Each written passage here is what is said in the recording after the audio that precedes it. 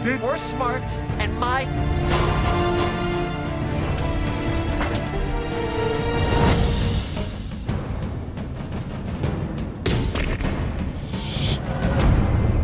He told me enough. No, I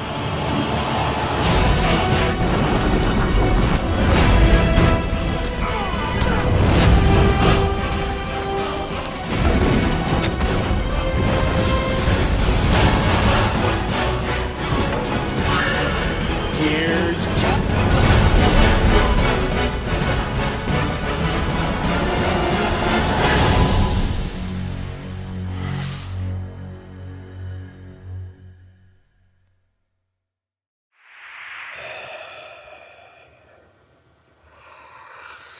Fuck!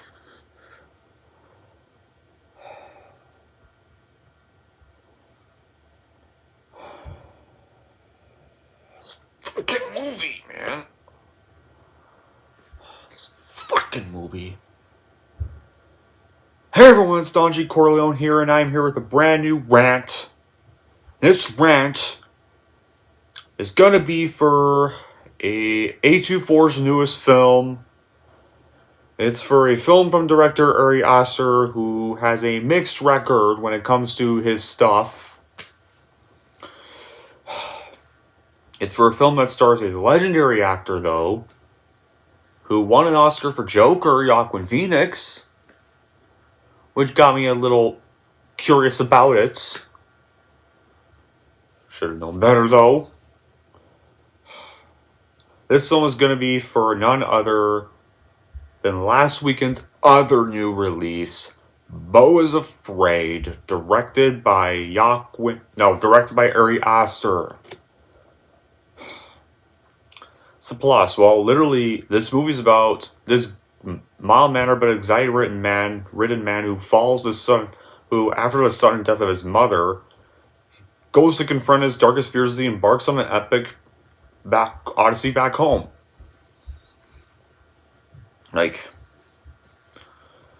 Apparently, so how was this made? Well, apparently this movie was in development by Ari Aster for some time with the 2011 short film entitled Beau, and it served as the basis for a sequence in the feature film, and a 2014 draft of the script has circulated on the internet. Ari Aster has described the film in many ways, including initially as a nightmare comedy, a Jewish Lord of the Rings, but Beau's just going to his mom's house, and as if he pumped a 10-year-old full of Zoloft and had him get your groceries. That's a great idea. Then in February 2021, A24 announced the film, which would be called Disappointment Boulevard, with Joaquin Phoenix on board to star in a lead role. And the film's ensemble cast was even announced in June and July of that year. And then co-star Stephen McKinley Henderson described Aster and Phoenix as so simpatico, like their way of working together was like they were really old friends. They get upset and make up in the span of seconds, it seemed. But the work was always the better for it. And during a Q&A session on April 1st, 2023, with actress Emma Stone, Aster recounted an incident in which, during the shooting of a very intense scene involving Phoenix's co-star Patti LuPone, Phoenix suddenly collapsed and lost consciousness as a result of the physical intensity of his stunts, which included breaking through glass, and initially annoyed because it was a really good take, and Aster realized it was serious as Phoenix was letting people touch him and people were tending to him as he was allowing it. So there's some good talent work there. Till these people were there for him. None of this film is his fault, just to let you know before I get into more. Because I could tell he tried with what he was given. But anyway, Zen Principal Photography began on June 28th, 2021 and concluded that October. And the film was shot in downtown Montreal and Saint Bruno de Montarville, an off-island suburban Montreal in Quebec, with cinematographer Paweł Pogolzelski, with production designer Fiona Crombie. Animation for the film was done by Cristobal Leon and Joaquin Costina, who were personally chosen by Aster for their work on the 2018 stop-motion film The Wolf House. And this movie has a budget of $35 million, Beau is Afraid would go on to be A24's most expensive film ever, and Ari Aster's most expensive film ever. So after the film was shot and marketed, Beau is Afraid was co-produced and distributed by A24, premiered at the Alamano Drafthouse Cinema on April 1st, 2023. It first began a limited release on April 14th, 2023, and then a wide release the following week, and the film received mixed to positive reviews from critics. Alright. That's for my reaction. Actually, first, let's just say you're wondering something. Why have you never talked about or reviewed an Ari Aster movie? What are your thoughts on Ari Aster's other films? When it comes to Ari Aster as a director, I've been mixed so far. Okay, I hate to say this, guys. Some are gonna get mad at me for saying this, but I loved Hereditary. Okay, I get it. People are gonna be so pissy with me, they're probably gonna unsubscribe me just for saying that now, but I don't give a fuck. Who cares? It's called my opinion, each their own. It's probably my favorite horror movie of the 2010s. Oh, who cares? Okay? People are allowed to like what they like or hate what they hate. And it's one of my favorite films from A24, and my second favorite horror film from A24 behind The Lighthouse. Of horror films. Not my favorite movie from them. Okay? Just of their horror stuff. However, that track would not last, because his next film, Midsummer, I'm mixed on. Florence Pugh gave a great performance in that film, but with Midsummer, I remember that movie having some of the most annoying and insufferable male characters I have probably ever seen in both A24 and folk horror films. And that leads us to our next film, Beau is Afraid. I never watched the trailers, but once the movie came out, I heard some really bad things about this movie, but I went and watched it for your benefits. How was it? It was fucking boring! This may have to be A24's second worst horror film. Behind It Comes the Night. And I love A24, guys. They made some masterpieces. They made Everything Ever All at Once, Uncut Gems, Disaster Artist, Room from 2015. Yes, I know that stars an actress I don't like, but I love the movie anyways. The Whale with Brendan Fraser last year. And yes, I did like some of their horror stuff. I loved Hereditary, The Witch, The Lighthouse. Okay? I loved those movies. Now, but yeah, it doesn't mean I overly love them. I do agree there's some bad movies from this company, like, you have Under Her Skin, The Black Coat's Daughter, Tusk, from fucking Kevin Smith. That Kevin Smith horror movie, when he tried to do one. Oh yeah, and It Comes at Night. Those films suck. Screw those four. Yeah, regardless, there's been some shitty movies they've done that I can agree with some people who don't like their stuff on. I can agree they've done some shit. Some unwatchable shit. But this movie, oh boy. This might have to be their second worst film behind It Comes at Night. And this is without a doubt Ari Aster's worst movie yet. And at this rate, guys, I have a feeling Ari Aster is literally becoming the next M. Night Shyamalan at this rate. Probably. Because Beau is Afraid is not even a film. It's just 3 boring fucking hours worth of the well-acted, stunningly presented, garbled ramblings of a very unwell man masquerading as a feature film. Somebody should go check on Ari Aster at this rate. He needs to know how to actually make a movie that's properly worth the 3-hour runtime.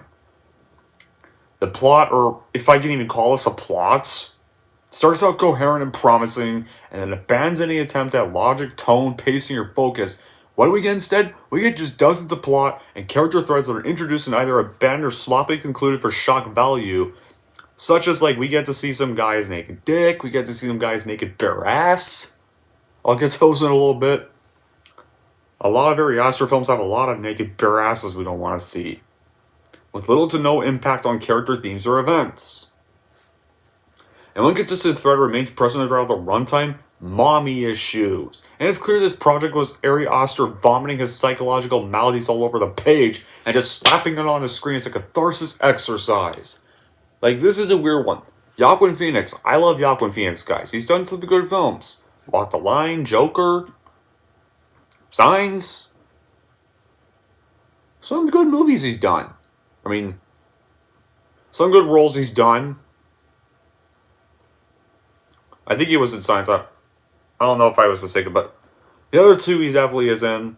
His voice acting, Brother Bear, even. Quite a few good movies he's done. So I enjoy him. And he definitely deserved the Oscar for Joker. And then you have Patty, who plays his mother. Like, Patty, wants Yaquin's character to come visit her, but he keeps making excuses not to go. Yaquin has even seen a therapist, but it doesn't seem to be helping much, and it just seems to worsen when one day after a bunch of shenanigans happen, Yaquin goes to his apartment, which is on this crime-ridden street. We're kind of just rehashing Joker again with that. Runs into his apartment, goes up the elevator, goes to sleep. Some neighbor keeps leaving notes that his music is loud, even though there's nothing even going on in his apartment. So what's the point of this? Next day, he takes the medication without water, accidentally, so he panics because the water's off in his building, has to run over, and is forced to shoplift a water bottle. And the owner's like, I'm calling the cops! It's just a fucking water bottle. Gonna call the cops over a $1 water bottle? $1.79 water bottle. My God. Ugh. But of course, because he left the apartment door open, criminals break into the building and they go into his apartment and they vandalize his stuff. And he's forced to sleep outside.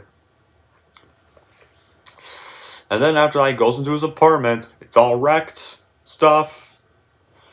And gets him and then he tries calling again to rearrange some things.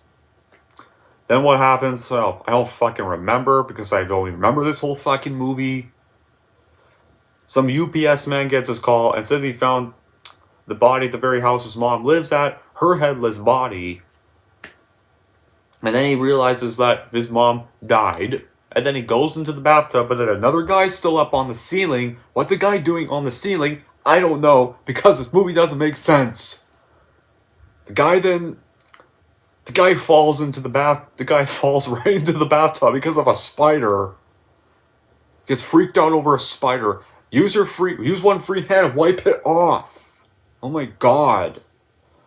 So he falls in the bathtub, and then Joaquin Phoenix runs out of the apartment building butt-ass naked even.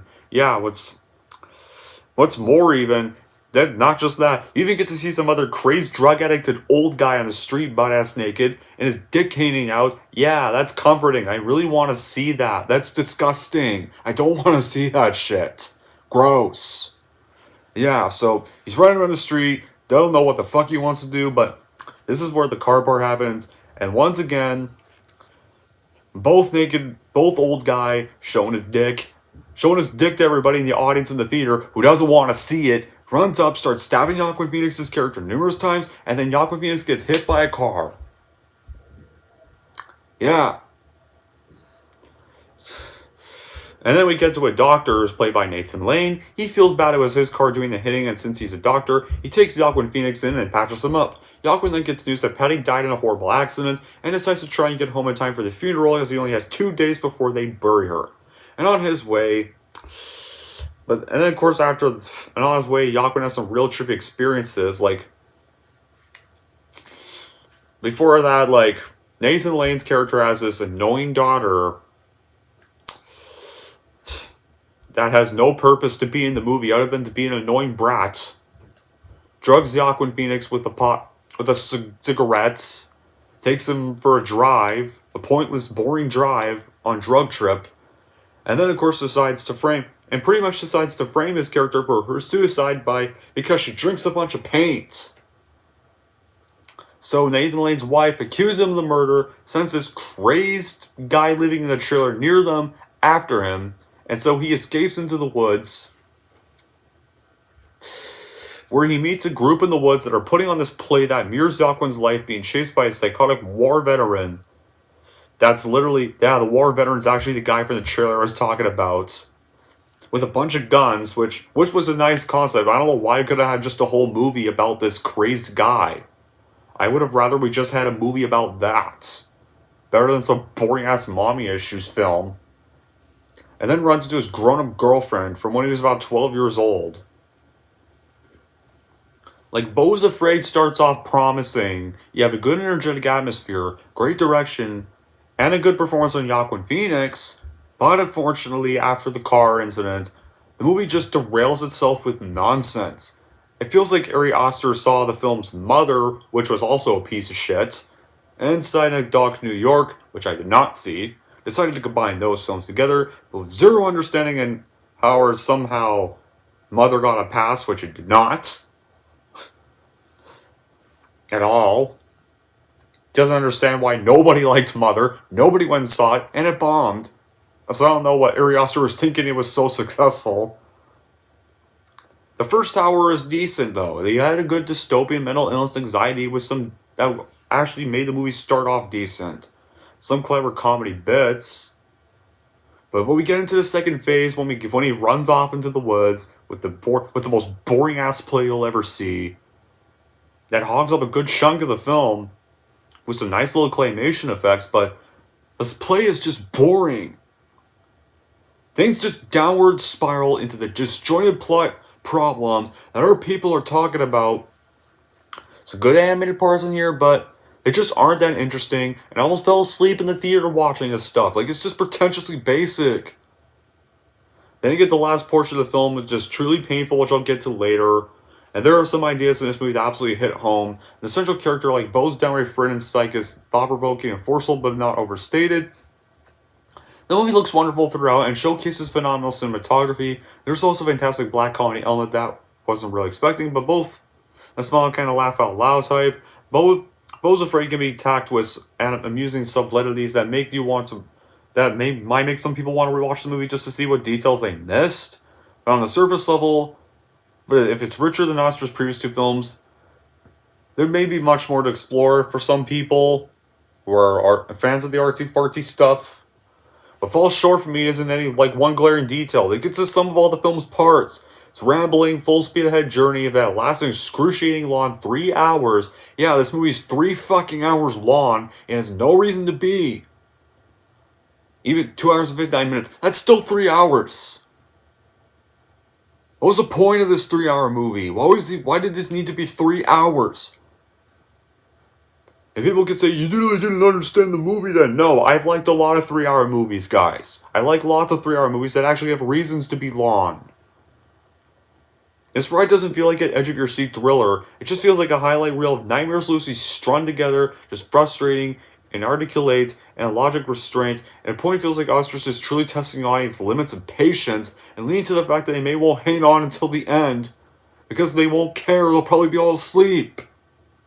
The Kafka-esque is spot on though. Beau's Afraid is just with no plot, because like I mentioned, where's the plot of this? Some guy going home, some guy on acid trips, random shit happens for no reason. The viewers just forced to most of the legwork if they want to reconcile sort of direction. Could have worked in a smaller dose, but after the 2-hour mark you start to wonder, why is there so much movie left? There's plenty of times they could have ended it. No, the movie keeps going on and on and on and on and on and on and on and on and on. Aster's audience engagement leans heavily on visuals and surprises, and along the 3-hour journey you start to wonder if it's quite enough. And you don't even know what's coming. Beau's Afraid, but as it formally reveals itself, you don't know the entire movie is about to be turned on its head again and again and again. Watching the story bounce from one introspective, not so clear to the next is a rather unrewarding experience.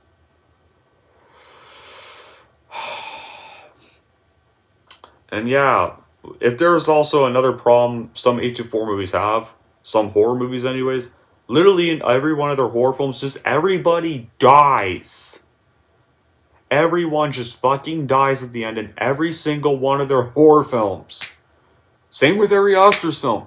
Hereditary, all the protagonists, dead. Midsommar, all the protagonists, dead. Nobody wins. Nobody gets out alive in any Ari Aster movie. The endings are always the same. Some bullshit twist happens that I don't care about. Didn't mind it in Hereditary, because I loved Hereditary. Except then, Midsommar repeated that shit again. So it got repetitive there. Then again, Midsommar was also kind of now I think about it, Midsommar also was kind of a ripoff of The Wicker Man. Beau's Afraid, this is apparently not supposed to be a horror film, but if this is supposed to be a comedy film, Why is the ending the same exact thing as every one of your damn movies, Arioster? If this is supposed to be a comedy, why is there the same bullshit twist downer ending here? Yeah, because there's a bullshit twist downer ending here with this. Then again, with Midsummer having this stupid thing, I could care less because I really hated the male leads anyway, so I could give less of a shit. Here, though, so the same thing happened again. So what was the point of this 3-hour runtime in the first place? To bore your ass to death? Probably. Probably to bore your ass to sleep. Like I was. And here's how the ending goes. Like, after the whole boring ass play that I had to sit through for 30 minutes, Beau hitchhikes the rest of his way to the estate and finds he just missed his mother's funeral. He naps on the couch, wakes up to the sound of a woman entering the house, late for the service, and he realizes it's Eileen from his little childhood flashbacks we keep seeing. And they reconnect. They make their way to Mona's bedroom, or his mom's bedroom, and guess what, guys? I get to see them have sex. And I get to see his balls in one quick shot.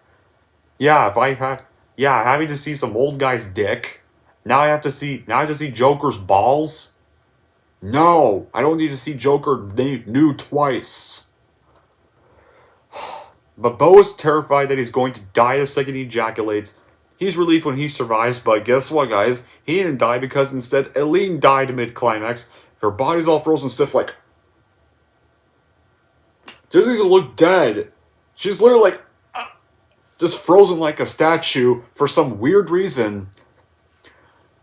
But what gets stupider? His mom shows up from the shadows.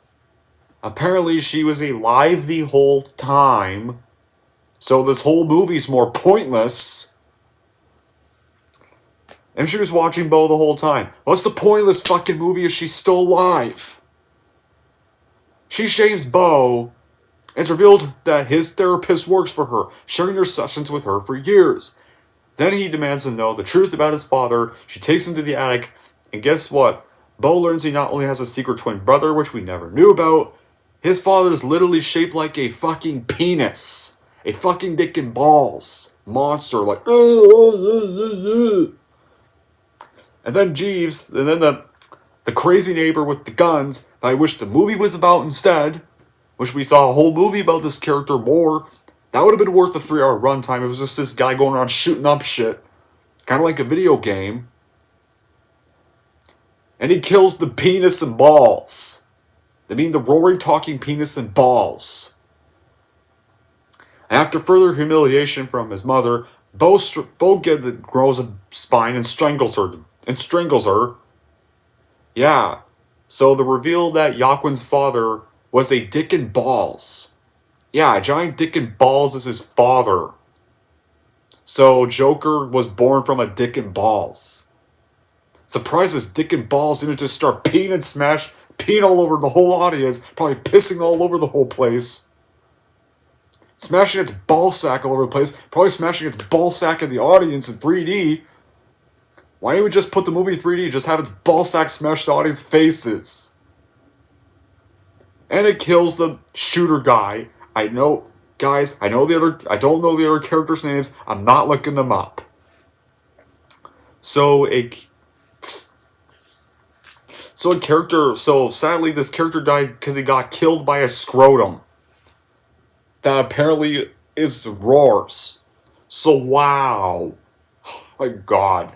And then how the rest goes. After Beau strangles his mom, he leaves the estate, he finds a motorboat on a beach, commandeering it into the sea, and then goes through a cave, and it seems like the movie will end there.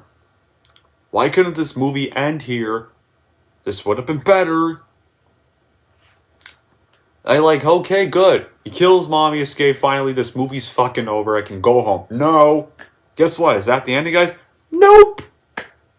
Because his boat literally somehow apparently stops. The motor gets clogged in the water. No, I'm not making that shit up. The boat motor gets clogged by fucking water on the fucking ocean for some weird reason, and he finds himself in a crowded stadium. What the fuck is a stadium doing in the ocean, on the middle of the water? For some weird reason. Yeah, it literally looks like a football stadium. What's a football stadium doing on the water? And he's put on trial by his still alive mom, who's apparently not dead again. And of course you have Richard Kind as a cameo, aka the guy who played Bing Bong in Inside Out, from Pixar's Inside Out. In a cameo here, a character we never knew about, a character we don't know anything about, just magically shows up on a podium acting as prosecutors. They show footage of every incident, Beau sliding his mother on a Jumbotron, and this is the moment where I pretty much just stopped caring for Joaquin's character, because right here we see Joaquin plays this mean scare prank in a mall, when his character was a kid, when him and his mom go shopping in a mall, plays this mean scare prank on her in the mall. And then we get some other footage, I remember we get other footage from the movie with the earlier beginning scene and stuff, but we also see some other child flashbacks we never saw. Apparently while his mom was out, his character as a kid led his own friends into her bedroom, let them in her laundry, and let them sniff his mom's underwear. Wow. So I'm supposed to connect with a character that did some bad shit like that. Nope, after that, I stopped giving a shit about his character, and I didn't want to give a shit if he died or not. Or if he failed the trial. But a chief defense attorney advocates for Beau, but it doesn't matter because he dies. So Beau tries to fend for himself, but discovers his feet are apparently somehow glued to the boat. For some weird reason, just glue magically showed up through fucking air on the boat. He attempts to appeal to his mother, but she does not respond, just angrily throws the bar down into the water. And he has to accept his fate because the boat's motor somehow explodes, capsizing the boat.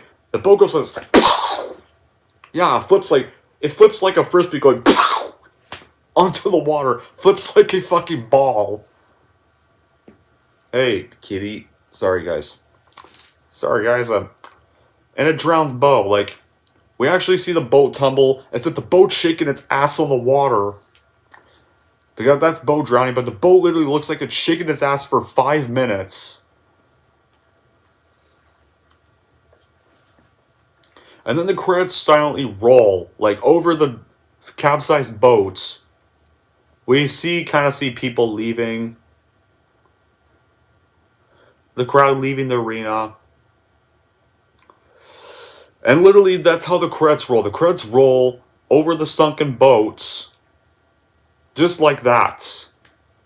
And the movie's finally fucking over. So, what was the fucking point of this movie? All that for nothing. For nothing. It's like, hey, know Everything Everywhere All at Once? The best movie for this company? Hey, let's just say... Now, imagine if Ari Aster directed Everything Everywhere All at Once. This is what you'd probably get.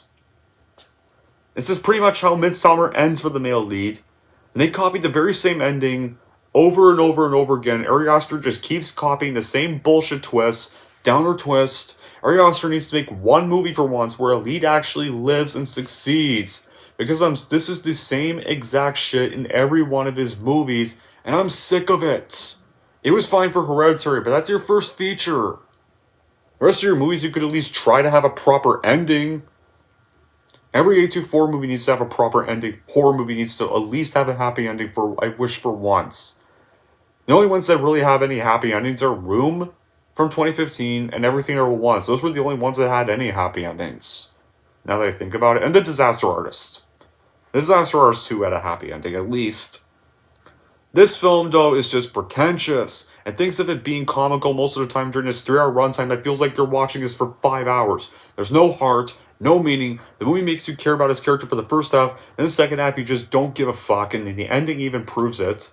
3 hours of this, close-up of his disfigured face, dialogue is sometimes at turtle level, but the intensity of the moment does not warrant it at all, and the ridiculous idea that the director thinks is so awesome.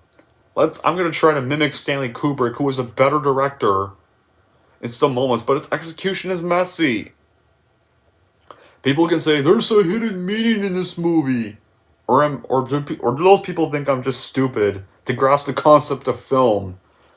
Like, these popular directors can't stand being criticized. This is utter trash shock. Like, Joaquin Phoenix, I don't know why Joaquin Phoenix would agree to take this role. How is this even a comedy? Like, maybe having people running around butt-ass naked on the streets with their dicks hanging out is funny, which nobody wants to see. He liked Midsummer and he thought that movie was a masterpiece. Beau's Afraid will make you, is what a movie you'll hate. People will go watch it anyway, see it for themselves, because how could a director of Hereditary and Midsummer miss the mark terribly? That's alright. You'll enjoy the first 30 minutes and so of the movie, and then you learn not to trust these new directors blindly just based on one or two decent movies they have made. At least this is what I learned. The PS, I think, like, that's where the role of a good producer becomes visible. You have a director who's making his third Law movie, and has become a very famous mainly because of a second Law movie. So a good producer wouldn't be known for being famous does not mean experience. And he or she would guide the director in the right direction. Ari Aster was a producer of Beau's Afraid, but it's mind-boggling how 8-4 executives let this movie release without serious changes. So, wrap it all up. Is this movie funny? No. Is this movie good? No. Is it fucking scary? No. Is it creative? No. Does it have good writing? No. Are the characters good? No. Is it a masterpiece? No. Is it boring? Yes. Is it full of shit? Yes. Did this movie suck ass? Yes and yes. Beau's Afraid is one of the worst movies of 2023, and with the only redeeming qualities, the cinematography and Joaquin Phoenix. That's about it. In the end, you love Ari Aster and 824. Please avoid this movie like the plague, because it's not watchable at all, and it's just a bore fest you'll very likely turn off within minutes. If you like these kind of movies, you'll probably like this, but you didn't like Hereditary, and if you didn't like Midsummer, you're not going to like this movie either. Okay? You'll probably hate this as well, maybe even more. Anyways, that's it for my rant on Beau's Afraid. I'm done talking about this piece of shit movie. I'm done. I don't want to talk about this fucking film anymore. If you're wondering how I'm going to rate boring, more like, this movie should be called Boring is Afraid That This Movie Sucks! That's it for my rants on Boring is Afraid. And here's how I'm going to rank this damn movie. So overall, regardless if you love Area 824 or not, this is not even worth your time unless you want to be bored to death for 3 fucking hours and my rave throughout. And if you're wondering how I'm going to rate Boring is Afraid This Movie Sucks, I'm going to give Boring is Afraid This Movie Sucks a damn 4 out of 10. Whew. That took a while. But who cares? I had a lot to get off my mind about, and I'm finally done talking about this movie. So, let me know in the comments below if you did like this movie, without calling me full of shit for not liking it, without calling me a moron or insulting me and calling me stupid for not liking this movie, and getting all mad I didn't like this movie, which some people are probably going to do, but I don't care. Let me know what you thought, regardless. Until then, guys, that'll be it for this rant. Thank y'all for watching. If you like this, want to see more, don't forget to like, subscribe to Donji Corleone.